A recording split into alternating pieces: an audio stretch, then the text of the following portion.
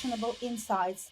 Today, we're going to talk about the power of diversity and inclusion at workplace and in the modern world in general. And I'm absolutely thrilled to be joined by Dawn Osborne, Senior Diversity, Equity, Inclusion Manager at a tech company, an ex-colleague of mine, and a lovely lady. Welcome to the show, Dawn.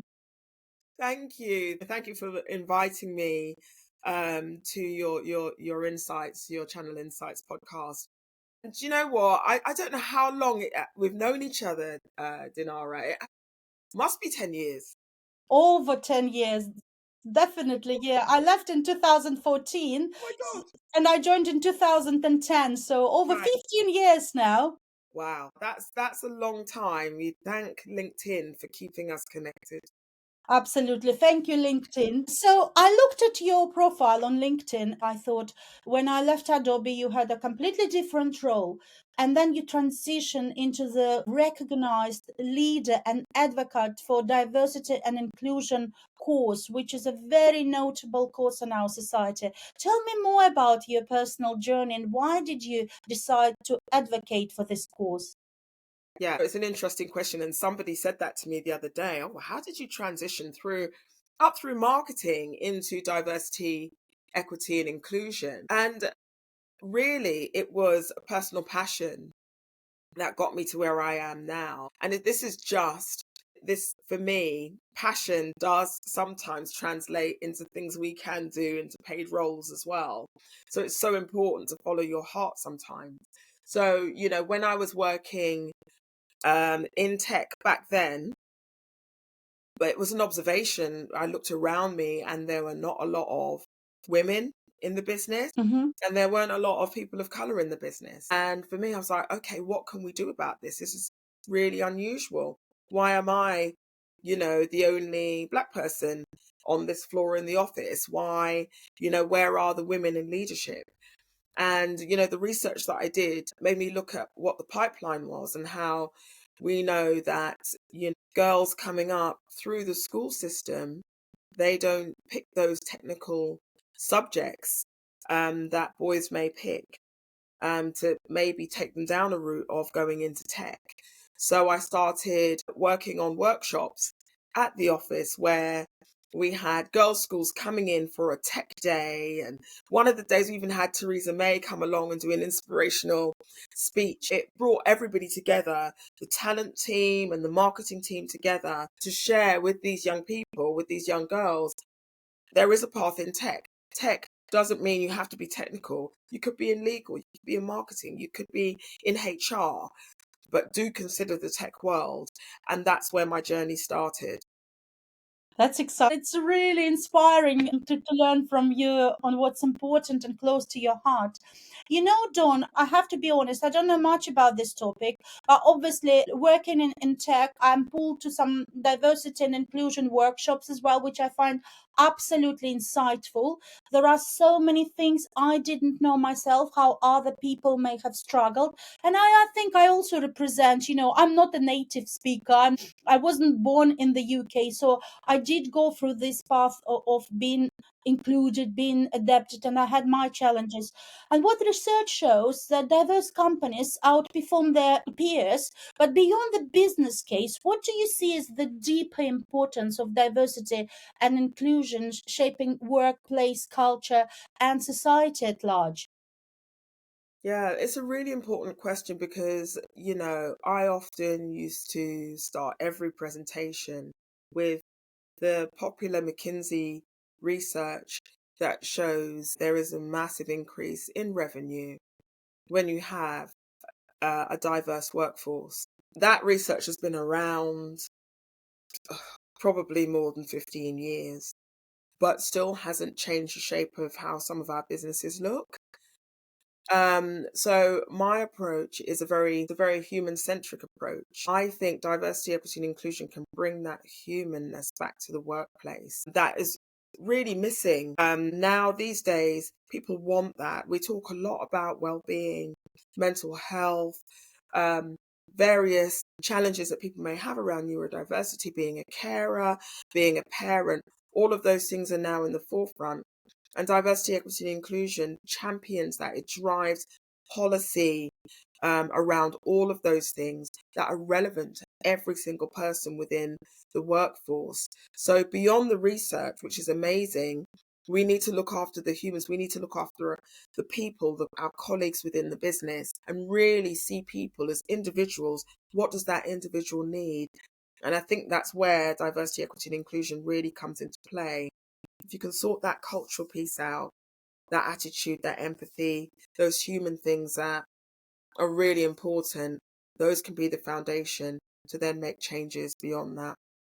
Wow, interesting. And I can imagine, Dawn, the importance of probably introducing diversity and inclusion trainings at the universities or even as early at schools. Do you happen to know if there are any initiatives happening at schools as well? I can only speak from, I mean, I know enough, some things about the school system, and I'm a parent governor for my son's school, and they do focus on culture, but it's very much driven by parents coming in and sharing stories.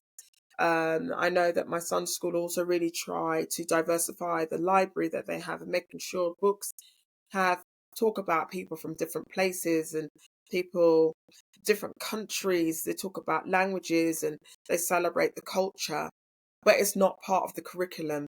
It's something they do as an add-on. So I don't think we do enough, and this is my opinion, in the educational system around diversity, because there's so much that we come out of school not knowing. Simple things like, if you're talking about the war, do we know that our Polish friends were a key part of our world wars and they made a massive contribution? Is that being taught in schools? Do you know what I mean? So there's history needs to be much broader than it, but it's a systemic problem that needs to be fixed. Yes, and I think there are already positive waves going across and being introduced, and this is why it's important to talk about it. The research shows as well that some companies view diversity and inclusion initiatives as optional at work as well, not only at schools, as you just mentioned, but at work as well. What would you recommend to leaders who haven't prioritized diversity and inclusion business units or a separate function to do more of, and why would it'd be important to introduce such functions? Did you know that the world that I want to see is that function actually is not needed?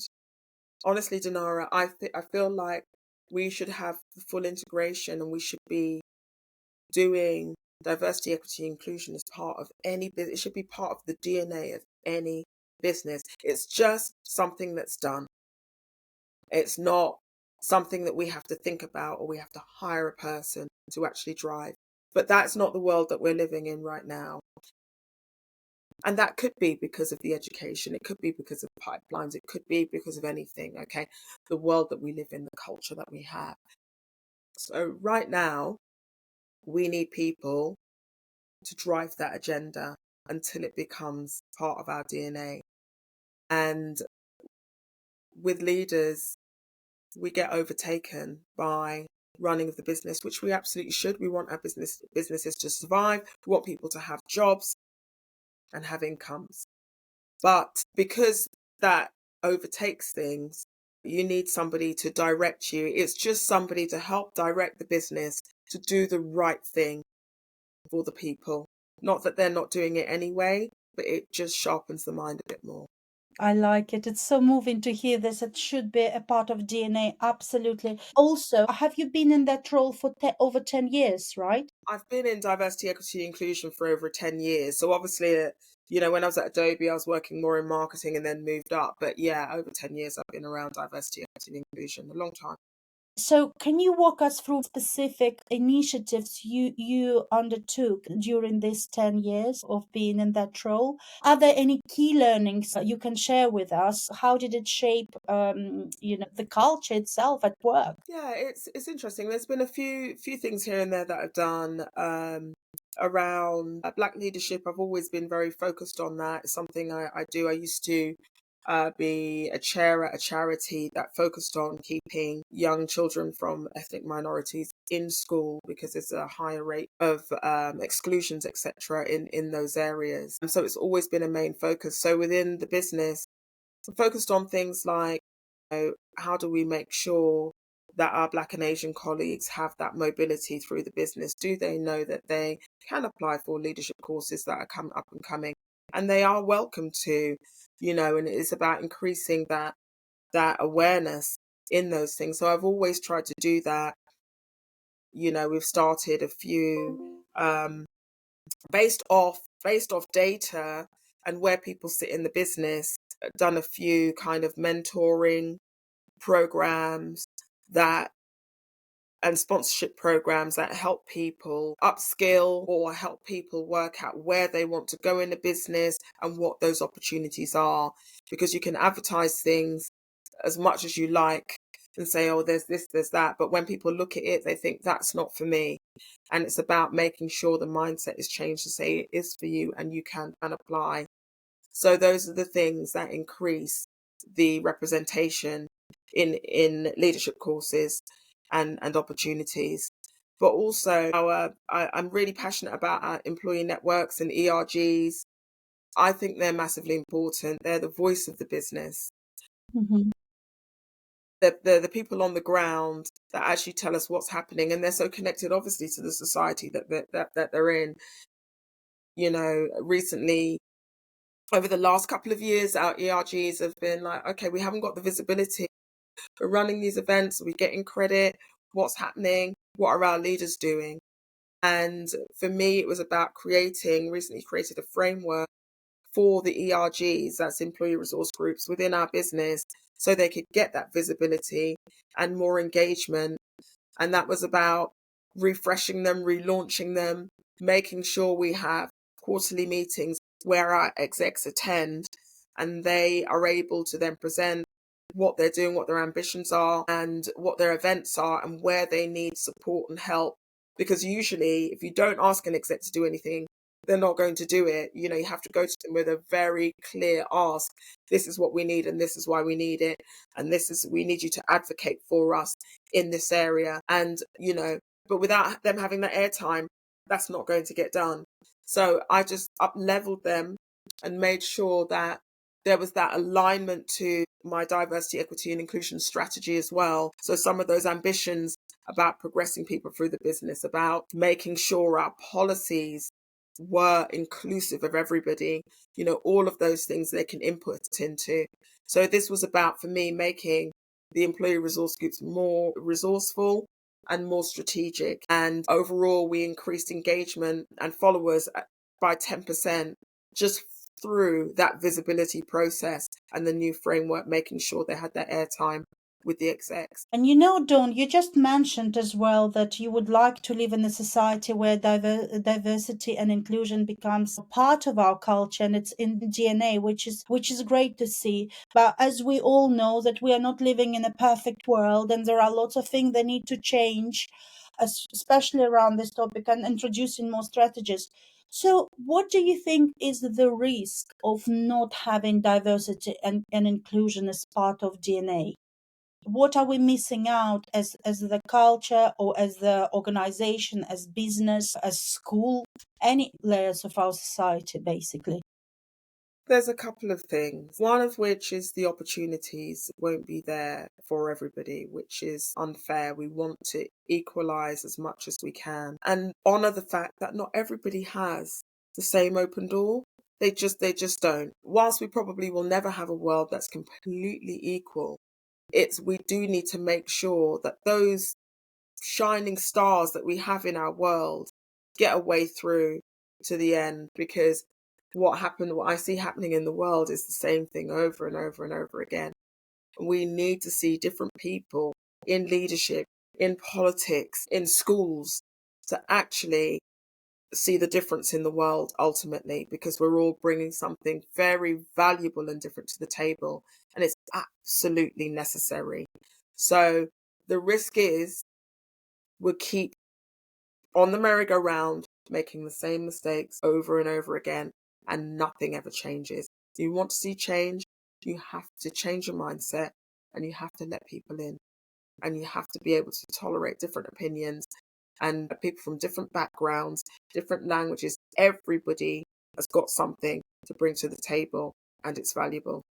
You say this, and I have goosebumps on my skin already.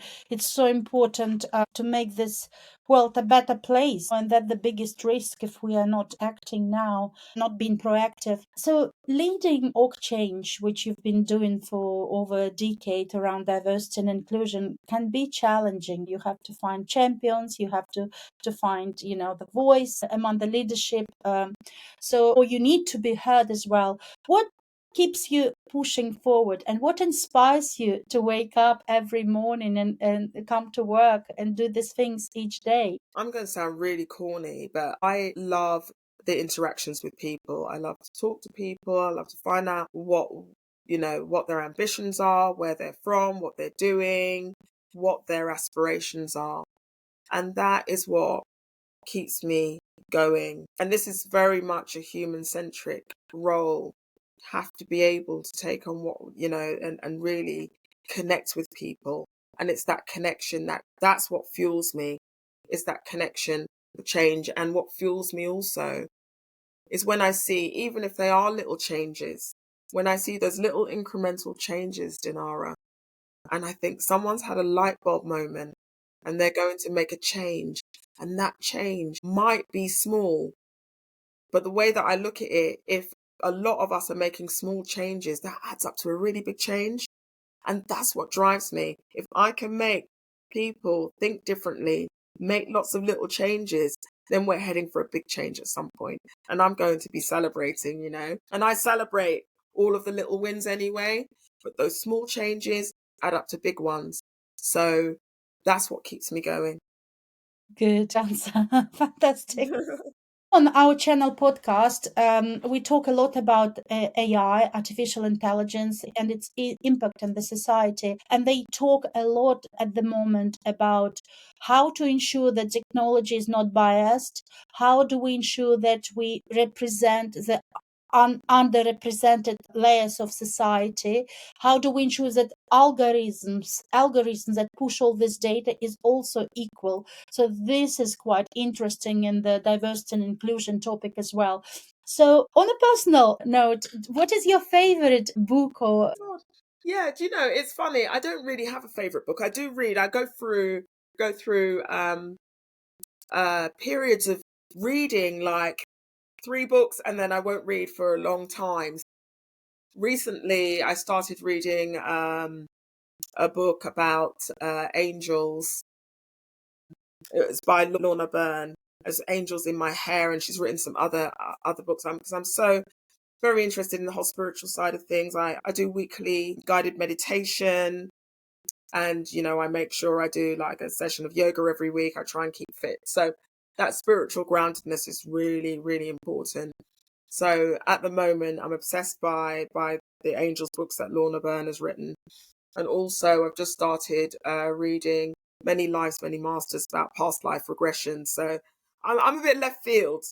I'm a bit left field, but these are the things that I'm interested in. Good. No, I haven't read that, but I always ask my guests what they read. So just to be in the know of what's going on, that's great to hear. And also, I wanted to ask you, Don, do you can you name any notable figures or any leaders that advocate the diversity and inclusion cause as well? Do we have any great representations who we look up to as well on a larger scale? Some popular figures?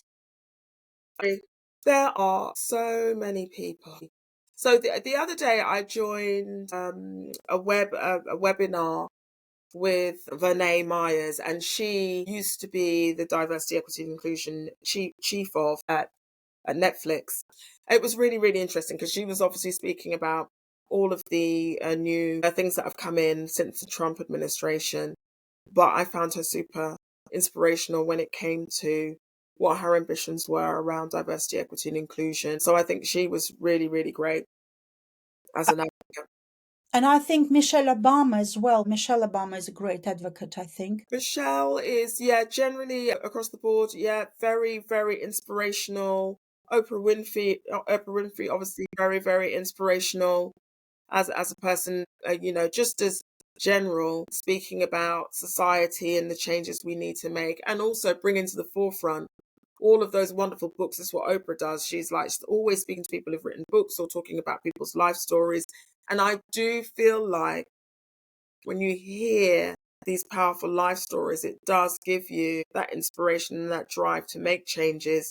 So that's all really wonderful. Do you know I actually created this podcast because I've been inspired by Oprah Winfrey. Yeah, she's amazing. She's She's amazing, amazing. amazing. She's amazing. It's been an absolute pleasure having you on the show, Dawn. Thank you so much for your insights, for sharing your story, and for sharing your journey with us. And I hope to speak to you soon again. Thank you Yes, so much. no problem. You're most welcome.